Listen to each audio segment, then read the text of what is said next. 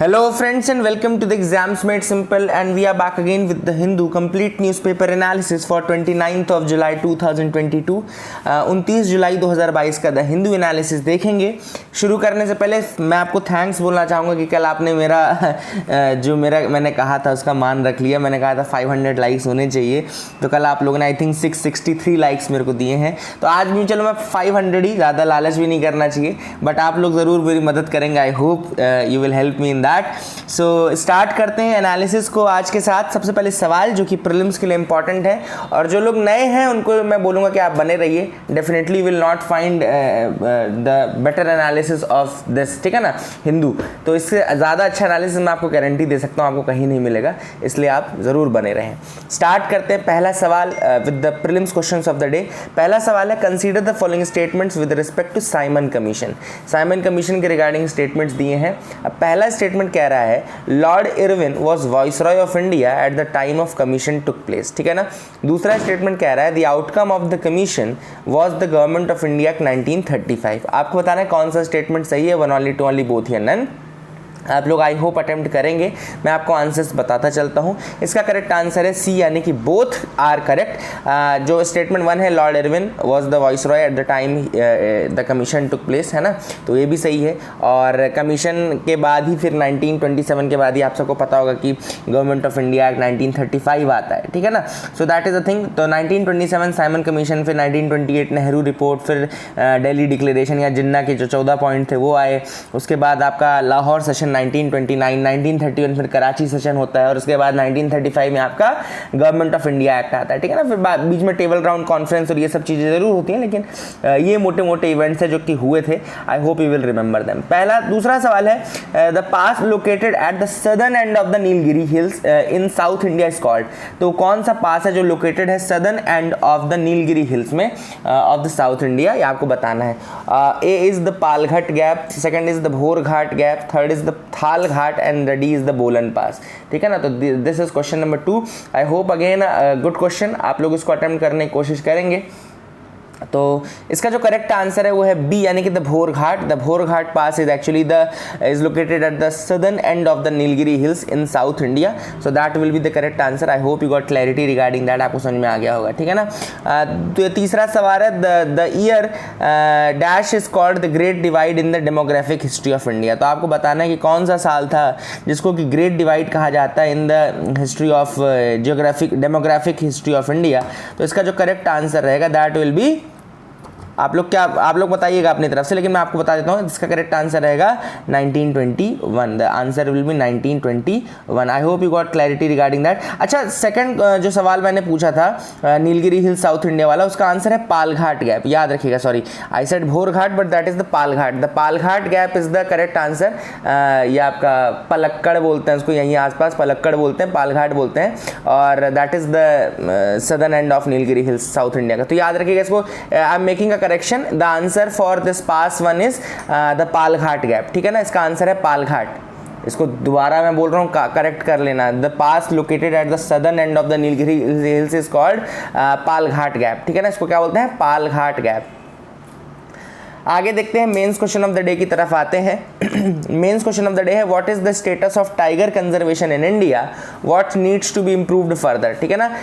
Tiger conservation के regarding सवाल है, what is the status of tiger conservation in India and what needs to be improved in it further. क्या इसमें improve करने की ज़रूरत है, ठीक है ना। तो this is the question. I hope you will try to answer this question, ठीक है। और अब मूव करते हैं सीसैट का जो क्वेश्चन है। तो मैं आपको इसीलिए कंप्लीट एनालिसिस बोलता हूँ कि ये एनालिसिस आपके लिए कंप्लीट रहेगा, क्योंकि इसके बाद आप इसमें मेंस के क्वेश्चन भी प्रैक्टिस कर सकते हैं, प्रीलिम्स के भी मैं आपको देता हूँ, और आपको सीसैट का भी एक क्वेश्चन मैं देता हूँ, तो आप ज़रूर देखिए। तो सीसैट का क्वेश्चन हमने लिया है, वो क्वेश्चन एक प्रीलिम्स के हिसाब से लिया है, वो प्रोबेबिलिटी का क्वेश्चन है। अब आप देखिए, एक बैग है जिसमें 2 रेड 3 ग्रीन और 2 ब्लू बॉल्स हैं, ठीक है। 2 रेड 3 ग्रीन्स और 2 ब्लू बॉल्स हैं। 2 बॉल्स निकालनी है randomly, 2 balls are drawn at random. तो आपको बताना है कि what is the probability that none of the balls drawn is blue. आपको बताना है what is the probability that none of the balls that are drawn is blue, मतलब कि जो भी बॉल निकाली जाए, 2 बॉल जब निकाली गई तो क्या आपको प्रोबेबिलिटी लगती है कि कोई भी बॉल उनमें से ब्लू बॉल नहीं होगी, है ना। तो this is a tricky question, I hope you will try to answer, है ना, केसेस बना करके करिएगा, है ना, तो that will be easy. Move करते हैं न्यूज़ एनालिसिस पार्ट में। पहली न्यूज़ है, there has never been a better time for sports in India. Prime minister Modi ji ने इनॉग्रेट किया 544th चेस ओलंपियाड इन तमिलनाडु। तो तमिलनाडु में FIDE 44th चेस ओलंपियाड को इनॉग्रेट किया, है ना, एंड तमिलनाडु में ये चीज़ हुई है स्टार्ट, एंड दिस स्पोर्ट। और इसमें प्राइम मिनिस्टर ने एक बहुत अच्छा कोट कहा है जो मुझे लगता भी है, जो ऐसे में भी पूछा जा सकता है। इसमें उन्होंने कहा, in sports there are no losers, there are only winners and there are future winners। तो बहुत अच्छी बात उन्होंने बोली कि in sports there are no losers, there are winners and the future winners। तो ये चीज़ उन्होंने बहुत अच्छी बोली वहाँ पे, and this can be used as a question, this can be used, मतलब बहुत अच्छा बोला इन्होंने।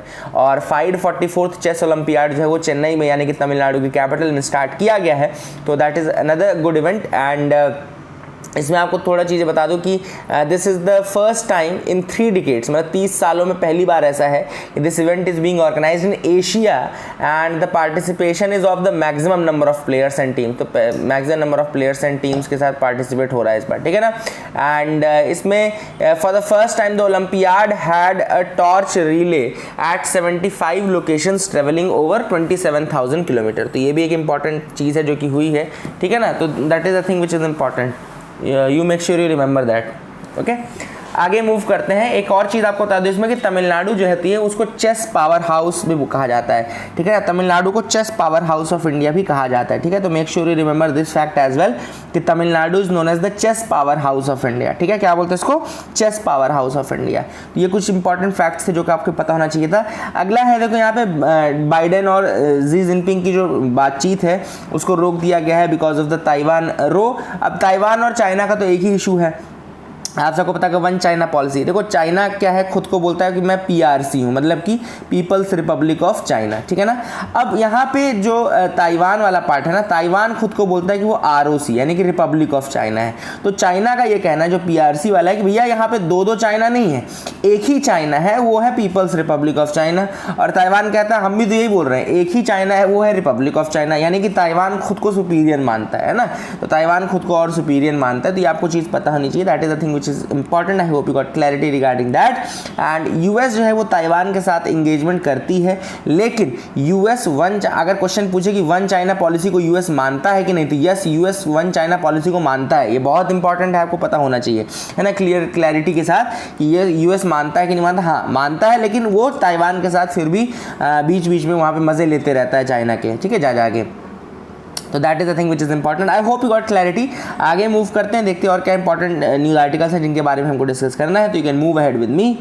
आप यहाँ पे अमरनाथ यात्रा के बारे में लिखा है, तो बाकी फैक्ट्स तो आपको पता होंगे अमरनाथ यात्रा के। मैं आपको बस इसकी लोकेशंस इंपॉर्टेंट है, जैसे जम्मू कश्मीर में आप देखेंगे this is the Amarnath shrine. Amarnath shrine तक पहुँचने के 2 रास्ते हैं। तो ये क्वेश्चन देखो पूछ सकता है ना, 2 रास्ते हैं, कहाँ से हैं ये पूछ सकता है क्वेश्चन। तो इसलिए मैं आपको बता दूँ, देखो अमरनाथ पहुँचने के 2 रास्ते हैं। एक रास्ता है बालताल से, जैसे अमरनाथ अगर यहाँ है तो उसके नॉर्थ से भी आप आ सकते हैं, उसके साउथ से भी आप आ सकते हैं। जब नॉर्थ से आप आएंगे तो वो लोकेशन है Baltal, that is the Baltal. और वहाँ से केवल आई थिंक 13 किलोमीटर के आसपास की डिस्टेंस रहती है ना। और नीचे से अगर आप आएंगे तो वो है पहलगाम। पहलगाम से 40-45 किलोमीटर की डिस्टेंस रहती है। यहाँ पे देखो लिखा भी है, जैसे यहाँ पे लिखी दिया है। बालताल में देखो 14 किलोमीटर की डिस्टेंस है, 14 किलोमीटर का ट्रैक है। और पहलगाम में 48 किलोमीटर का 48 किलोमीटर का ट्रैक है, ठीक है ना। तो that is the thing which is important. Starting point 2 ही है, बालताल या पहलगाम। बालताल के लिए 14 किलोमीटर का ट्रैक है और पहलगाम के लिए 48 किलोमीटर का ट्रैक है।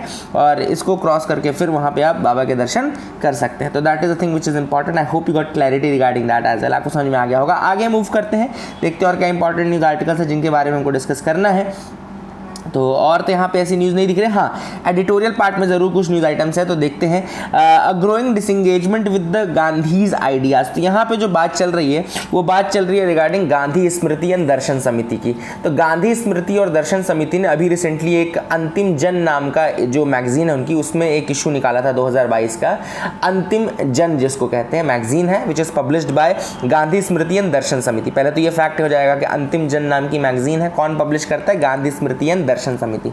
दूसरा सवाल हो सकता है कि गांधी स्मृति एंड दर्शन समिति को हेड कौन करता है, तो याद रखिएगा गांधी स्मृति एंड दर्शन समिति 1984 में बने थे और इसको हेड करते हैं prime minister. That is a very important thing. तो गांधी स्मृति एंड दर्शन समिति को हेड कौन करते हैं, प्राइम मिनिस्टर, और 1984 में इसका फॉर्मेशन हुआ था। अब अभी रिसेंटली गांधी स्मृति एंड दर्शन समिति ने एक मैगजीन निकाली अंतिम जन, जिसमें उन्होंने इशू को डोमिनेट करवाया था। That issue of magazine was dominated by the Vinayak Damodar Savarkar, यानी वीडी सावरकर जी के उसके द्वारा, है ना, and he was the central figure in that. ठीक है, अब यहाँ पे ऑथर ने देखो बहुत सारी चीज़ें कही कि आपने सावरकर को कैसे कंपेयर कर दिया महात्मा गांधी से। How can you compare both of these personality, these are the things which have been raised by the author. ठीक है ना, ठीक है, ऑथर का अपना व्यू पॉइंट है, वो रेज कर सकते हैं। The vice chairman of GSDS, उन्होंने they have tried to place the Savarkar on the same footing as Mahatma Gandhi, है ना, एंड इन्होंने कहा कि जो वाइस चेयरमैन उनका कहना है कि Savarkar's place in history and stature in freedom struggle is no less than that of Mahatma Gandhi. So I think that is quite debatable, उसको तो बिल्कुल इसमें डिबेट किया जा सकता है। और Mahatma Gandhi was definitely a central figure in the Indian independence movement because he taught the true meaning of Satyagraha, he taught how a national revolution is built, है ना, किस तरीके से नेशनल मूवमेंट बनाया जाता है। ये सारी चीज़ें तो महात्मा गांधी ने ही सिखाई हैं और वो चीज़ डेफिनेटली हमको एग्री करनी चाहिए। The chairman of the GSDS यानी गांधी स्मृति दर्शन समिति के जो चेयरमैन होते हैं प्राइम मिनिस्टर, है ना, prime ministers have always chaired this samiti since it was formed in 1984 में जब से बनी है तब से इसको प्राइम मिनिस्टर्स ही चेयर करते हैं। ये भी आपको चीज़ बता दूं। और यहाँ पे ऑथर ने फिर बात की है 1931 के कराची सेशन की। 2-3 फैक्ट्स देखो मैं आपको बता दूँ कराची सेशन की, बहुत इंपॉर्टेंट जो बातें हैं। कराची सेशन हुआ था 1931 में, इसको हेड किया था सरदार वल्लभ भाई पटेल ने। दूसरी इंपॉर्टेंट चीज़ का यही है ना।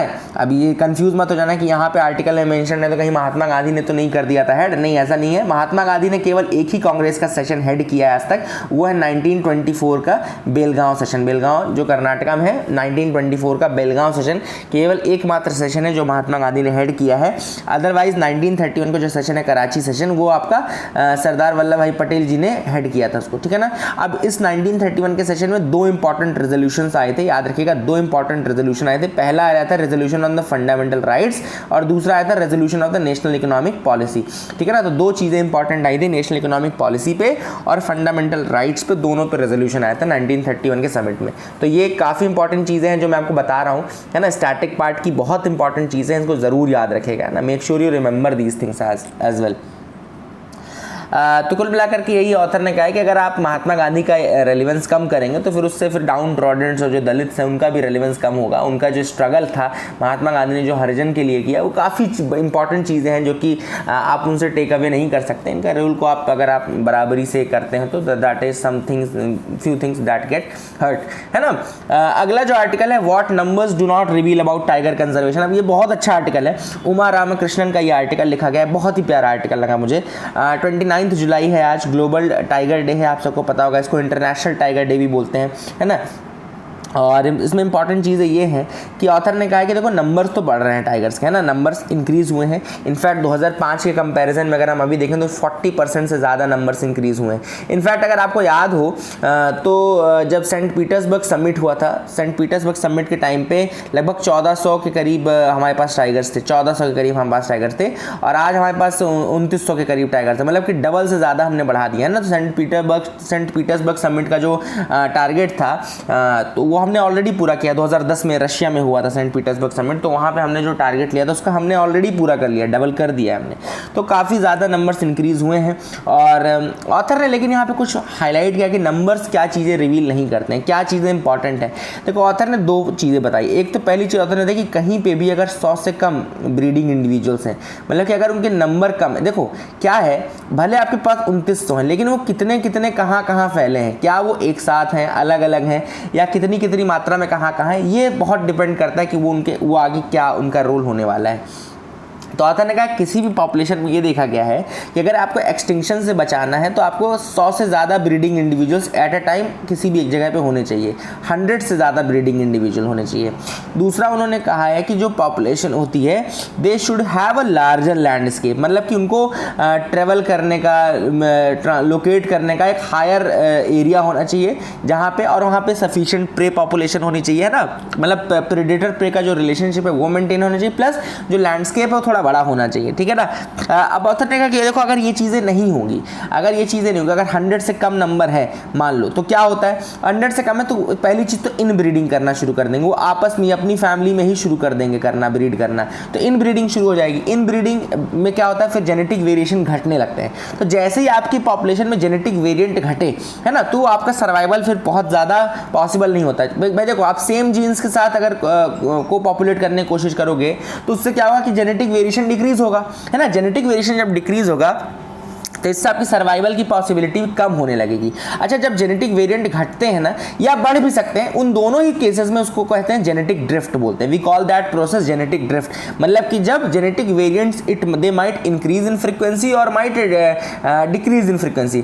कई बार डेट्रीमेंटल जेनेटिक वेरिएंट्स बढ़ जाते हैं एंड सर्वाइवल जेनेटिक वेरिएंट्स घट जाते हैं, है ना, तो that is when it happens, and ये कहलाता है आपका जेनेटिक ड्रिफ्ट कहलाता है, ठीक है ना। इसके अलावा उन्होंने कहा कि अगर स्मॉल पॉपुलेशन है तो obviously they will start in breeding, और उससे भी जेनेटिक वेरिएंट्स में काफ़ी डिसएडवांटेजेस आपको देखने को मिलेंगे, ठीक है ना। अब इससे क्या होता है कि इससे ब्रीडिंग डिप्रेशंस होते हैं, रिड्यूस्ड सर्वाइवल होता है, रिप्रोडक्शन ऑफ इनब्रेड इंडिविजुअल्स होने लगता है, तो इससे फिर सर्वाइवल में इफेक्ट पड़ता है। तो मतलब हमने क्या क्या देखा कि एक तो 100 से ज़्यादा इंडिविजुअल्स आपके किसी भी समय एक जगह होने चाहिए, दूसरा इन ब्रीडिंग उनको नहीं करना है, इसके लिए हमको ज़रूरी है कि जेनेटिक वेरिएशन रहे, इसके अलावा हमारे पास लैंडस्केप बड़ा होना चाहिए, we should have a proper landscape जहाँ पे वो ट्रेवल कर सकें, घूम सकें, है ना, और कनेक्टिविटी अच्छी होनी चाहिए from one region to another, ठीक है ना।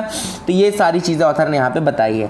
अब ऑथर ने यहाँ पे बताया कि one result showed that extinction could be avoided if corridors were safe guarded, है ना, तो कॉरिडोर्स सेफ गार्ड होनी चाहिए, प्लस आइसोलेशन में अगर कोई टाइगर रिजर्व है या आइसोलेशन में हम किसी टाइगर को रखें तो वो फिर बहुत दिनों तक सर्वाइव नहीं कर सकता, है ना।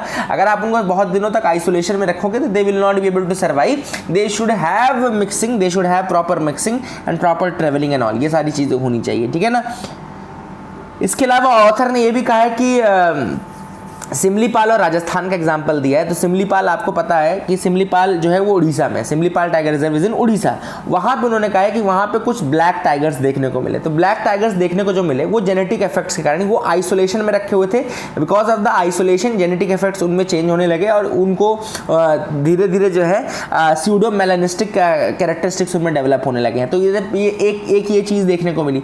दूसरा ऑथर ने कहा कि रणथंबोर में हमने देखा है कि रणथंबोर में कई टाइगर ऐसे हैं, रिजर्व्स हैं, रणथंबोर टाइगर रिजर्व में ऐसी देखा है कि वहाँ इन ब्रीडिंग शुरू हो गई है, ठीक है ना। अब अभी तो इन ब्रीडिंग का इम्पैक्ट देखने को नहीं मिला है कि क्या इसका हार्मफुल इम्पैक्ट है, लेकिन फ्यूचर में ज़रूर ऐसा मिल सकता है देखने को कि ये डिसएडवांटेजेस हो सकता है फॉर द पॉपुलेशन, ठीक है ना। तो these things can happen, special attention is needed for population that are becoming isolated and facing genetic consequences of the isolation, जैसे कि वहाँ पे सिमलीपाल में हमने देखा स्यूडोमेलानिस्टिक एंड ऑल, है ना। तो स्पेशल अटेंशन ऐसी पॉपुलेशन में देने की ज़रूरत है जो कि आइसोलेटेड है, या जहाँ पे जेनेटिक कंसिक्वेंसेस देखने को मिलने लगे हैं, या फिर जहाँ पे 100 से कम एक साथ टाइगर्स हैं वहाँ पे थोड़ा ध्यान देने की ज़रूरत है, प्लस ऐसी जगहों पे जहाँ पे लैंडस्केप्स छोटे हैं और प्रॉपर कनेक्शन नहीं है, कनेक्टिविटी नहीं है।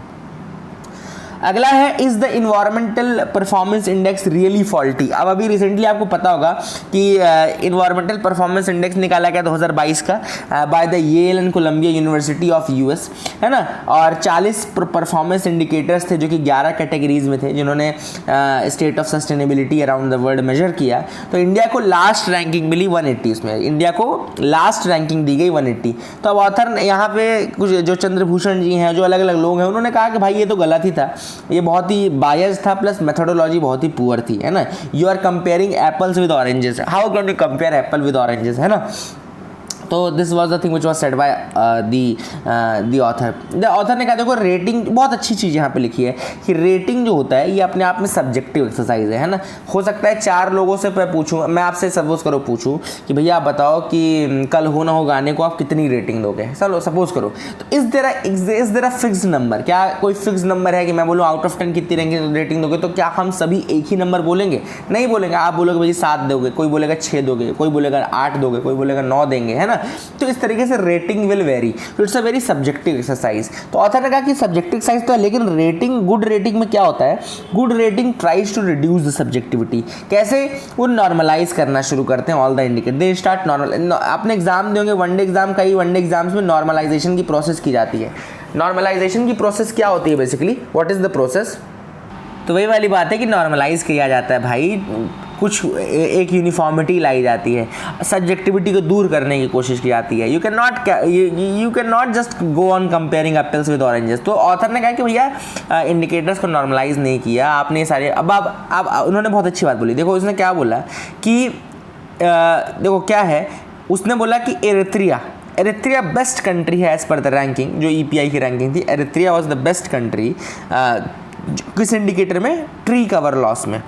अब उन्होंने कहा, ऑथर ने कहा कि भाई एरिथ्रिया के पास टोटल 50 हेक्टेयर ट्री कवर है, डेंस फॉरेस्ट कवर ही टोटल 50 हेक्टेयर का है। उसमें फिर आपने उसको इंडिया से कैसे कंपेयर कर लिया? केवल लुटियंस दिल्ली में अगर आप देखो तो 50 हेक्टेयर से ज़्यादा डेंस फॉरेस्ट होंगे। आपने इंडिया से कैसे कंपेयर कर लिया जहाँ lakhs of hectares dense forest है, और वहाँ पे आपने एरिथ्रिया को बेस्ट घोषित कर दिया, इंडिया को वर्स्ट घोषित कर दिया। तो that is what has been the misjudgment in the ratings. And इसीलिए ऑथर ने कहा कि बिल्कुल कोई ज़रूरी नहीं, हाँ you can learn from the ratings. आप ज़रूर इन पैरामीटर्स को ठीक करने की कोशिश करो, अपना खुद का एक पैरामीटर के बेसिस पे अपनी रैंकिंग निकालो और देखो कि कहाँ कमी है, उसको इंप्रूव करो। लेकिन हाँ, इस रैंकिंग से आपको दुखी होने की जरूरत नहीं है। अगली न्यूज़ है रिगार्डिंग ट्यूनीशिया। अब ट्यूनीशिया में अभी रिसेंटली एक नया कॉन्स्टिट्यूशन अडॉप्ट करने की बात कर दी गई है, वहाँ पे कर दिया गया है रेफरेंडम, और अब वहाँ पे बोले हैं कि ठीक है अब प्रेसिडेंशियल सिस्टम स्टार्ट हो जाएगा, ठीक है ना। आप सबको पता होना चाहिए कि ये जो ट्यूनीशिया है, यहाँ पे हाल ही में यानी कि 2011 में अरब स्प्रिंग हुई थी। अरब स्प्रिंग आपको पता है जैस्मीन रेवोल्यूशन भी इसको कहा जाता है, ट्यूनीशिया से ही स्टार्ट हुआ था। और ट्यूनीशिया में एक अच्छा मतलब अथॉरिटेरियन रिजीम से एक डेमोक्रेटिक रिजीम में ट्रांसफ़र भी हुआ था। 2011 में शुरू हुआ था अरब स्प्रिंग ट्यूनीशिया में, और वहाँ पे बेसिकली कहना चाहिए कि जो ट्रांजिशन था वो भी काफ़ी स्मूथ था from authoritarian to the democratic regime. तो वहाँ पे presidential plus parliamentary system start हुआ था। जब रिजीम चेंज हुई थी तो 2014 में वहाँ पे एक नया कॉन्स्टिट्यूशन आया था, और उस कॉन्स्टिट्यूशन में ये कहा गया कि भाई अब प्रेसिडेंट जो रहेगा वो पार्लियामेंट्री उसके प्राइम मिनिस्टर के साथ काम करेगा, ठीक है ना। तो वो चीज़ हो गई थी। अब देखो क्या दिक्कत हो गई, अब दिक्कत ये हो गई कि now again there was some problems. 2014 में जब इलेक्शन हुआ तो उसके बाद प्रॉब्लम शुरू हो गई। तो फिर उसके बाद प्रेसिडेंट ने क्या किया, वहाँ के प्राइम मिनिस्टर को अंदर कर दिया और कहा कि अब सारी पावर प्रेसिडेंट के पास रहेगी, ठीक है ना।